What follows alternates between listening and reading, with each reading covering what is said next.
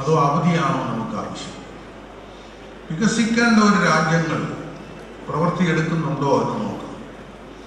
ഈ അടുത്ത കാലത്തുണ്ടായ മറ്റൊരു വിവാദമാണ് ദുഃഖവെള്ളിയാഴ്ചയിൽ സുപ്രീം കോടതിയിലെ ചീഫ് ജസ്റ്റിസുമാരുടെ കോൺഫറൻസ് വെച്ചു.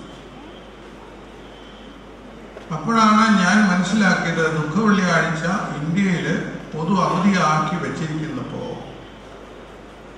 2.5% ക്രിസ്ത്യാനികൾക്കാണ് ദുഃഖവെള്ളിയാഴ്ചയ്ക്ക് ഇംഗ്ലീഷിലെ പേര് ഗുഡ് ഫ്രൈഡേ എന്നില്ലേ? ഗുഡ് ഫ്രൈഡേ എന്തോ നല്ല കാര്യമുള്ള വെള്ളിയാഴ്ച.